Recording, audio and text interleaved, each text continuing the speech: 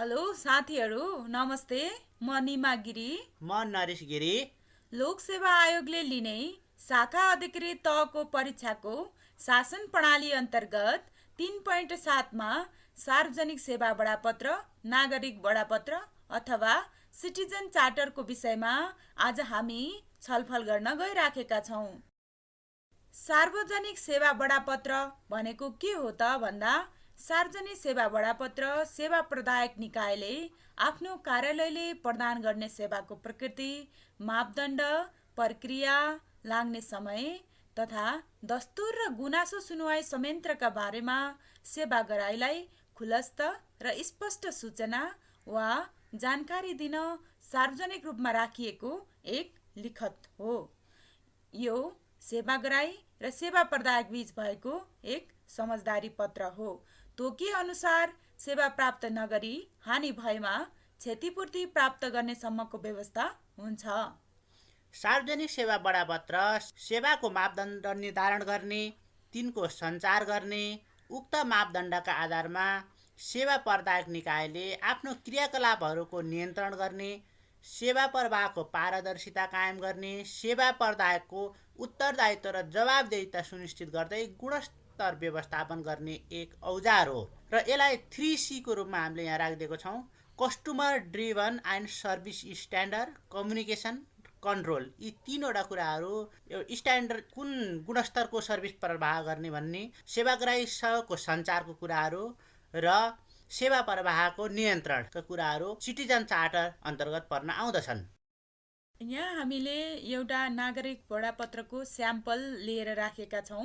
यो तपाईँहरूले परीक्षामा त आफ्नो इक्जाममा लेख्नु पर्दैन, तर तपाईँलाई बुझ्नको लागि हामीले लिएर राखेको हो। यसमा नेपाल सरकारको स्वास्थ्य मन्त्रालय अन्तर्गत स्वास्थ्य सेवा विभाग अन्तर्गत यो राष्ट्रिय क्षयरोग केन्द्र भक्तपुरको, यसमा हेर्नुहोस् तपाईँले कर्म सङ्ख्या छ, उपलब्ध सेवाहरूको विवरण छ, जस्तै बिरामी दर्ता नम्बर, दस्तुर रु 10 लाख छ, त्यस्तै समय बिहान 10 बजेदेखि 1 बजेसम्म भन्छ, जिम्मेवार शाखा टिकट काउन्टर कोठा नम्बर 1 भन्छ, कैफियत शुक्रबार बिहान 10 बजेदेखि 12 बजेसम्म भन्ने। यसरी सबै कति सेवाहरू दिन्छ सम्बन्धित कार्यालयले र त्यो कहाँ पाइन्छ, कति दस्तुरमा पाइन्छ, यसको जिम्मेवार व्यक्ति के हो, कति समय लाग्छ भन्ने कुरा स्पष्ट व्याख्या गरिएको हुन्छ, स्पष्ट लेखिएको हुन्छ। यसमा तल छ नोट भनेर, यस केन्द्रबाट प्रदान गरेको सेवाहरूमा कुनै गुनासो भएमा यस केन्द्रका निर्देशक समक्ष राख्न सकिनेछ भनेर भनेको छ। हामीले अगाडि सार्वजनिक सेवा प्रवाहमा पनि यसका विशेषताहरू पढेको थियौँ। यो सशुल्क र निशुल्क दुवै हुनसक्छ भनेर भनेको थियो। ठ्याक्कै यहाँ आएछ हेर्नु त, बिरामी दर्ताको लागि 10 रुपियाँ लाग्दो रहेछ, क्षयरोग परीक्षण उपचार र औषधि वितरणमा चाहिँ निशुल्क हुँदो रहेछ र कतिपय निशुल्क छ, कतिपय सशुल्क छ। त्यसमा एक्सरेको 150 लाग्दो रहेछ र क्षयरोग सम्बन्धी छाला परीक्षण फेरि निशुल्क हुँदो रहेछ। सार्वजनिक सेवा सर्भिस भनेर भन्दा बित्तिकै निशुल्क नै धेरै हुन्छ र शुल्क लियो भने पनि अत्यन्त नोमिनल कस्ट लिने गर्दछ। यो नागरिक बडापत्रबाट पनि त्यही देखिन्छ। तर यसमा एउटा कुरा चाहिँ अहिले भर्खरै मात्र सरकारले, यो अलि पुरानो भएर होला, यो बिरामी दर्ता शुल्क पनि लिँदैन, निशुल्क गरेको छ। र हामीले यहाँ सार्वजनिक सेवा बडापत्र अर्को नमुना राखिदिएको छौँ। यो क्षतिपूर्ति सहितको नागरिक बडापत्र हो। यसको माथिको हामीले राखेनौँ, यो मालपोत कार्यालयको हो। यो धेरै लामो भाग खान्ड गर्दा हाम्रो स्लाइडमा अटेन। यसमा यो 7 नम्बरमा हेर्नुहोस् त, क्षतिपूर्तिको रकम दिनको रु 250 का दरले बढीमा रु 5000 मात्र हुनेछ भनेर यसले क्षतिपूर्तिको कुराहरू यसमा गरेको छ र अन्य कुराहरू पनि तपाईँहरूले यो भिडियो पज गरेर पढ्न पनि सक्नुहुन्छ। हामी अर्को स्लाइडमा जान्छौँ। अब सार्वजनिक सेवा बडापत्रको विकास क्रमको विषयमा छलफल गर्छौँ हामी। यो पहिला त सन् 1991मा बेलायतका प्रधानमन्त्री जोन मेजरले प्रयोगमा लिएका हुन्। त्यति बेला यो 6वटा सिद्धान्तमा आधारित थियो: गुणस्तर, छनौट, मापदण्ड, मूल्य, उत्तरदायित्व र पारदर्शिता। यो बीचमा अरू विभिन्न देशहरूमा पनि यसको विकास क्रम छ र हामीले चाहिँ सुरुवात त्यसपछि नेपालमा कहिले सुरु भयो भनेर छलफल गर्छौँ। यसमा विक्रमसम्म 2056 सालमा निमुखालाई न्याय र विपन्नलाई आय कार्यक्रममा नागरिक बडापत्रको पहिलो पटक उल्लेख भएको थियो र पछि 61 सालमा नेपालमा पहिलो पटक नागरिक बडापत्रको कार्यान्वयन भयो। 2064 सालमा यो 62-63 को जनआन्दोलनपछि धेरै ऐनहरू बनेको छन्। त्यसमा एउटा सुशासन व्यवस्थापन र सञ्चालन ऐन 2064 पनि बनेको छ। त्यसमा नागरिक बडापत्रको विषय त्यहाँ राखेको छ र त्यसको नियमावली चाहिँ 65 मा बन्यो र यसरी 61मै कार्यान्वयन भइसकेको नागरिक बडापत्रलाई थप कानुनी व्यवस्था गर्ने काम चाहिँ सुशासन व्यवस्थापन र सञ्चालन ऐन 2064ले गरेको छ र क्षतिपूर्ति सहितको नागरिक बडापत्र व्यवस्थापन निर्देशिका भन्ने 2059मा आयो। 2070 सालबाट फ्रन्टलाइन अफिसहरूमा क्षतिपूर्ति सहितको नागरिक बडापत्र लागू भएको छ। पब्लिकहरूको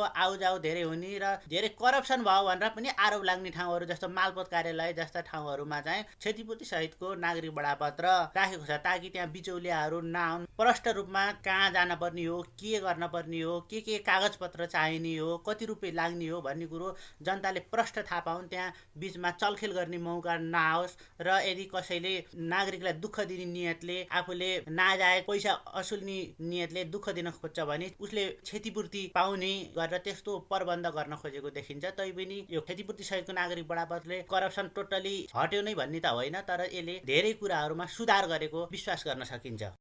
त्यस्तै हामी अब यो सुशासन व्यवस्थापन र सञ्चालन ऐन 2064 को दफा 25 को विषयमा छलफल गर्छौं। सर्वसाधारणलाई सेवा प्रदान गर्ने वा जनसम्पर्क कायम गर्ने प्रत्येक सरकारी कार्यालयले सबैले देख्ने ठाउँमा तोकिए बमोजिम नागरिक बडापत्र राख्नुपर्नेछ भनेर लेखिएको छ यो सुशासन सम्बन्धी ऐनमा। र यही दफा 25मै नागरिक बडापत्रमा अन्य कुराको अतिरिक्त देखाएका कुराहरू उल्लेख भएको हुनुपर्नेछ भनेर भनेको छ। हामीले अगाडि पनि केही स्याम्पलहरू हेरिसकेका छौँ नागरिक बडापत्रको। यसमा के भन्छ भने सम्बन्धित कार्यालयले दिने सेवा र त्यसको प्रकृति, सेवाग्राहीले सेवा प्राप्त गर्न पुरा गर्नुपर्ने कार्यविधि, सेवा प्रदान गर्न लाग्ने समयावधि, सेवा प्रदान गर्ने पदाधिकारी र निजको कार्यकक्षको विवरण, सेवा प्राप्त गर्नु कुनै दस्तुर तथा अन्य रकम लाग्ने भए सोको विवरण, तोकिए बमोजिमका अन्य कुराहरू भनेर क्षतिपूर्ति लगायतका कुराहरू चाहिँ यो 6 नम्बरमा अन्य कुराहरूमा आउने भए यी कुराहरू 5 वटा कुराहरू चाहिँ अनिवार्य राख्नुपर्ने भनेर यो ऐनको व्यवस्था देखियो। त्यस्तै अब हामी यो सार्वजनिक सेवा बडापत्रको सिद्धान्तको विषयमा छलफल गर्न गइराखेका छौँ, जसमा कार्य सम्पादन मापदण्ड भनेर भनेको छ। यो कार्य सम्पादन मापदण्ड अथवा सेवाको मापदण्ड जस्तो सेवाग्राहीले अपेक्षा गरे बमोजिमका सेवा प्रवाहको मापदण्ड गुणात्मक सङ्ख्यात्मक निर्धारण गर्ने, सार्वजनिकरण गर्ने र सेवा प्रवाहको क्रममा उक्त मापदण्डहरू पुरा भए नभएको अनुगमन र मूल्याङ्कन गर्ने कुरा यसमा पर्दछ। र अर्को छ सूचना तथा खुल्लापन भन्नुहुन्छ। सूचना तथा खुल्लापन अन्तर्गत सेवा प्रवाह सम्बन्धी पूर्ण र वास्तविक सूचना सेवाग्राही समक्ष सरल भाषामा सार्वजनिकरण गरी सेवा प्राप्तिलाई सहजीकरण गर्ने भनेर जनाउँछ। अर्को छ छनौट तथा परामर्श। सार्वजनिक सेवा प्रदायकले सम्भव भएसम्म सेवाका विकल्पहरू मल्टी च्यानल सर्भिस डेलिभरी उपलब्ध गराई सेवाग्राहीलाई सेवा छनौट गर्ने अवसर उपलब्ध गराउनुपर्छ। सेवाका विकल्पहरू निर्माण गर्न तथा विद्यमान सेवाको प्रभावकारिता आकलन गर्न सेवाग्राहीसँग नियमित रूपमा भेटघाट र परामर्श गर्ने व्यवस्था मिलाउनुपर्छ। र शिष्टता तथा सहयोगीपना भनेर भनिन्छ। अब सेवाग्राहीसँग त शिष्टता त हुनै परिहाल्छ, किनकि सेवा प्रवाह गर्दा मुस्कान सहितको सेवाको कुरा दिएको छ। त्यस्तै सेवा बडापत्र सेवाग्राहीलाई सेवा प्राप्तिमा सहजीकरण गर्न उपयोगी हुन्छ। बडापत्रले सेवालाई सबैको पहुँचमा पुर्याउन तथा सेवा प्रवाहको क्रममा हुन सक्ने असमान व्यवहार र भेदभाव अन्त्य गर्ने अस्त्रको रूपमा कार्य गर्छ। सेवा बडापत्रले सेवाग्राहीलाई सहज हुने गरी सेवा प्रवाह गर्ने आधार दिन्छ। सार्वजनिक सेवा बडापत्रको अन्य सिद्धान्तहरूमा समस्याको समयमै समाधान भनेर भन्छ। कुनै पनि समस्या आउँछ भने त्यसको तत्काल रेस्पोन्स गरेर काम कारबाहीहरू स्मुथली ढङ्गले लैजानुपर्छ। अर्को छ यो पैसाको मूल्य, भ्यालु अफ मनी। नागरिकको पैसा भनेर भनेको त्यसै खेर जान दिनुहुन्न, सरकारले पनि धेरै लगानी गरिरहेको हुन्छ, त्यसलाई पनि खेर जान दिनुहुन्न। भ्यालु अफ टाइम र भ्यालु अफ मनीको कुरा पनि सार्वजनिक सेवा बडापत्रको सिद्धान्तको रूपमा रहेको छ। र उपभोक्ता सन्तुष्टि, नागरिकले सेवा पाएर मात्र हुँदैन, पाएको महसुस पनि गर्नुपर्छ भनेर भन्ने यो सिद्धान्त हो। उपभोक्ताको सन्तुष्टि भनेर भनेको सेवाको गुणस्तरमा सुधार, कति टाइममा गर्ने भन्ने मात्र होइन, कुन गुणस्तरको सेवा पाउने भन्ने कुरा पनि नागरिक बडापत्रले इन्स्योर गर्छ। र अर्को विकास र नवीनता।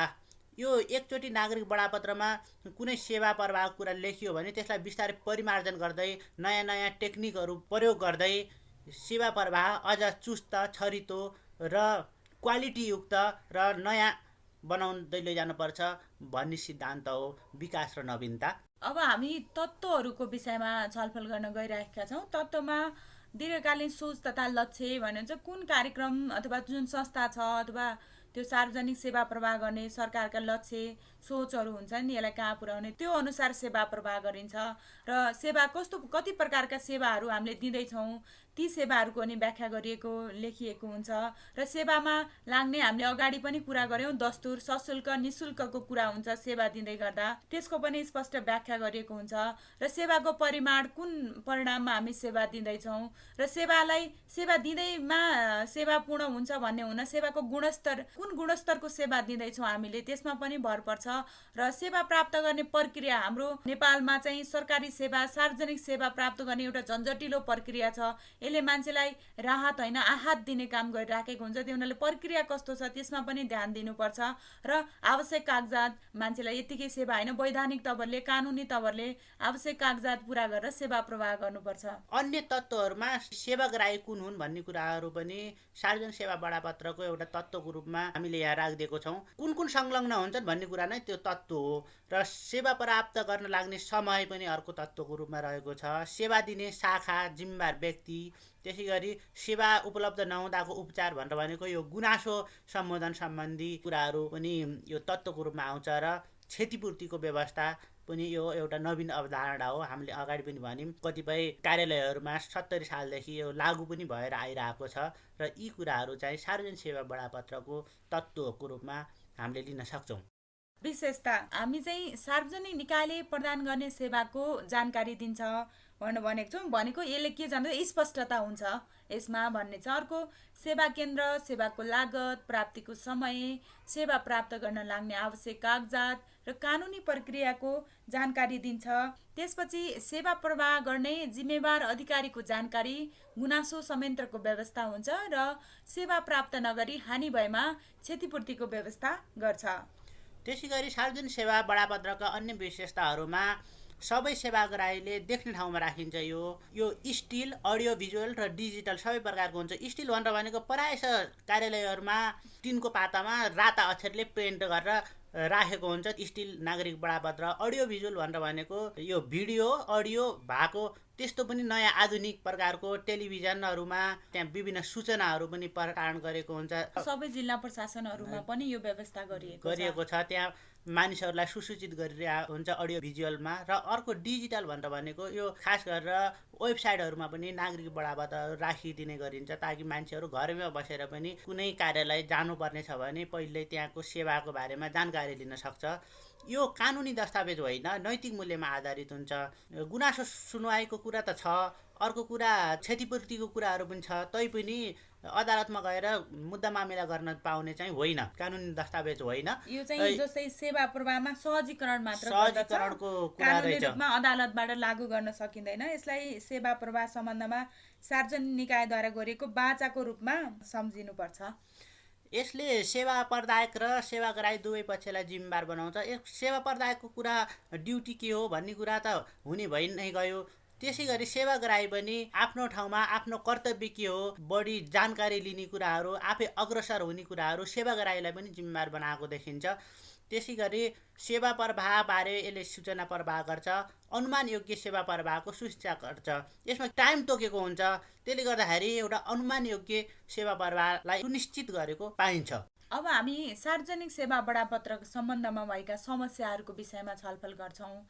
सार्वजनिक सेवा बडापत्रको प्रभावकारी कार्यान्वयन हुन नसक्नु। अब तपाईँहरूले थाहा पाउनु भएको छ सार्वजनिक सेवा प्रवाह गर्ने यो सेवा बडापत्र कतिपय ठाउँमा पानीले आएर सबै पखालिसकेको, केही पनि नदेख्ने, जालोले छेपिएको, कोही झाडीको बिचमा बसेको, त्यसको मर्मत सम्भार पनि नभएको, लेख्नको लागि मात्र लेखिएको जस्तो देखिन्छ र क्षतिपूर्ति व्यवस्था अत्यन्त झन्झटिलो हुँदा प्रयोगमै नआउनु। पहिलो कुरा त सार्वजनिक सेवा प्राप्त भएन भने, समयमै प्राप्त भएन भने क्षतिपूर्ति प्राप्त हुन्छ भन्ने कुराको सूचना नै छैन नागरिकलाई। जहाँबाट सेवा प्राप्त गर्ने त्यही ठाउँलाई मान्छेले फेरि मुद्दा गर्न सक्दैन नि त, प्रश्न उठाउन सक्दैन। त्यो हुनाले अनि यसको लिने प्रक्रिया पनि झन्झटिलो छ। अर्को कुरा मर्मत सम्मारको अभाव, परिमार्जन र विकास गर्न नसक्नु, त्यो हामीले अगाडि भनिसक्यौँ। अनि बिचौलियाहरू सेवा प्रवाहमा हाबी हुनु, तपाईँहरूले देख्नुहुन्छ यो एकदमै नागरिकसँग जोडिने जो सार्वजनिक सेवा प्रवाह गर्ने ठाउँहरू, कार्यालयहरू छन्। तपाईँले वैदेशिक रोजगारमा जानु, जिल्ला प्रशासन कार्यालयमा जानु, त्यहाँ बाहिर उसको वरिपरि बिचौलियाहरू बसिराखेका हुन्छन् विभिन्न काम गर्ने नाममा। अनि तिनीहरूले नै सेटिङ गर्ने त्यस्तो खालको बढी देखिन्छ। डाइरेक्ट मान्छेहरू जाँदा नि त्यो बिचौलियासँग गएर नभनिकन मेरो काम सम्भव हुन्छ अथवा सक्सेस हुन्छ भन्ने कुरा नागरिकले फिल गर्दैन। त्यसपछि मानवीय पक्ष, यान्त्रिकीकरण र प्रवाह हुने सबै सेवाहरू बडापत्रमा उल्लेख गरेर साध्य पनि नहुनु, किनकि हामीसँग थुप्रै सेवाहरू हुन्छ र निश्चित एउटा फ्रेमभित्र अटाउन सक्ने अवस्था पनि हुँदैन। त्यसै गरी अन्य समस्याहरूमा निरक्षरता र नागरिकहरूमा बडापत्र सम्बन्धी जानकारीको अभाव। कतिपय सेवाग्राहीहरू त पढ्न लेख्न पनि आउँदैन, त्यसले गर्दाखेरि नागरिक बडापत्रमा के लेखेको छ भनेर पढ्ने कुरो पनि हुँदैन। अर्को कुरा, नागरिक बडापत्र हुन्छ, त्यसमा सबै सेवाको डिटेल हुन्छ, कहाँबाट कहाँ जाने भन्ने कुरो मान्छेहरूलाई जानकारी नै छैन। त्यसले गर्दाखेरि गएर यता सोधिरहेछ उता सोधिरहेछ, नागरिक बडापत्र हेर्नुपर्छ भन्ने त्यो जानकारी छैन। अर्को कुरा, सेवाको गुणस्तर र विकासको गुणस्तर परिभाषित गर्न नसक्नु। हामीले यति टाइमभित्र यति दस्तुर भन्ने कुरा त लेख्न सजिलो छ, तर यो गुणस्तरको सेवा पाउने भन्ने कुरा चाहिँ यो नागरिक बडापत्रले सम्बोधन गर्न सकेको देखिँदैन। बडापत्रले तोकेको समयभन्दा पनि भनसुनको आधारमा कर्मचारीबाट काम लिन सकिने अवस्था विद्यमान त छ। यति टाइमभित्र गर्ने भनेर भने पनि त्यसको कुनै ग्यारेन्टी छैन। बरु कोही मान्छे चिनजानेको मान्छे लगायो भने चाहिँ बरु काम होला भन्ने मान्छेहरूमा त्यो अहिलेसम्म पनि फिलिङ छ। अर्को कुरा, नागरिक बडापत्र तयार गर्दा पर्याप्त जनसहभागिताको सुनिश्चितता नहुनु। नागरिकहरूलाई के समस्या परेको छ, के उनीहरूले चाहन्छन् नागरिक बडापत्रबाट भन्ने कुरा पार्टिसिपेटरी अप्रोचको प्रयोग नभइकन अफिसको हेडले यो कुरा राख्ने भनेर भन्छ, तर नागरिकलाई परेको समस्याको बडापत्रले सम्बोधन गर्न सकिरहेको देखिँदैन, किनभने त्यहाँ जनसहभागिताको सुनिश्चितता हुँदैन। त्यसले गर्दा नागरिक बडापत्र प्रयोगमा पनि आइरहेको हुँदैन। र यी कुराहरू समस्याहरू छन्। समस्याहरूलाई समाधान गर्दै अझ बढी प्रभावकारी ढङ्गले नागरिक बडापत्रलाई लैजान सक्नुपर्छ हामीले। यो भनेर भनेको सुशासनको कडी पनि हो र यसले कतिपय कुराहरू धेरै सजिलो पनि बनाउँदै गएको छ, तर अझ प्रभावकारी ढङ्गले अझ जनतालाई यसको जानकारी दिएपछि यी बिचौलियाहरूको सहयोग लिनुपर्ने अवस्था पनि आउँदैन भने। अर्को कुरा, पैसा कति लाग्ने भन्ने कुरा सबै कुराहरू त्यहाँ लेखेको कारणले गर्दाखेरि करप्सनको पनि गुन्जाइस हुँदैन, अतिरिक्त शुल्क सेवाग्राहीहरूले तिर्न पर्दैन भन्ने कुरा हामीले विश्वास गर्न सकिन्छ। अब यति हामी छलफल गरिसकेपछि सिटिजन चार्टरको विषयमा यसको निष्कर्ष के हो त? सार्वजनिक निकायले आफ्नो कार्यालयबाट प्रवाह हुने सेवाको प्रकृति, प्रक्रिया, समय, लागत, स्थान, सेवा दिने जिम्मेवार अधिकारी र क्षतिपूर्ति सहितको जानकारीको पूर्ण विवरण सहितको सार्वजनिक सेवा प्रवाहको घोषणापत्र नै सार्वजनिक सेवा बडापत्र हो। यो सुशासन, पारदर्शिता र अनुमान योग्य सेवा प्रवाह सुनिश्चित गर्ने पनि औजार हो। जसरी सूचनालाई शक्तिका रूपमा लिइन्छ, सार्वजनिक सेवा बडापत्रले नागरिकहरूलाई सेवा प्रवाह सम्बन्धी सूचना, जानकारी उपलब्ध गराई नागरिक सशक्तिकरणमा समेत भूमिका खेल्दछ। सार्वजनिक सेवा बडापत्रका व्यवस्थाहरू प्रक्रिया र समयमा मात्र सीमित नगरी सेवाको गुणस्तर र विकासलाई सँगसँगै लान सकेमा सार्वजनिक सेवाप्रति नागरिकको विश्वासमा अझै बढोत्तरी हुने देखिन्छ। अन्तमा हाम्रो च्यानल अझै सब्सक्राइब गर्नु भएको छैन भने तपाईँले छिटै जिमेल खोलेर एकाउन्ट खोलेर सब्सक्राइब गरिहाल्नु, ताकि तपाईँ युट्युब खोल्दा बित्तिकै हामीले नयाँ भिडियो हालेको देखिन्छ। कुनै सजेसन छन् भने लेख्नुहोला। र कतिपय साथीहरूले नियमित कमेन्ट पनि गरिराख्नु भएको छ, त्यसले हामीलाई धेरै नै हौसला मिलेको छ। साथीहरू यस्तै हामीले छोडेको थियौँ, तपाईँले थोरै कमेन्ट गर्नुभयो होइन, फेरि धेरै कमेन्ट गर्नुभयो अनि आयौँ हामी। फेरि हामी नयाँ भिडियोमा भेट्ने बाचा गर्दै आजलाई बिदा हुन्छौँ। नमस्कार।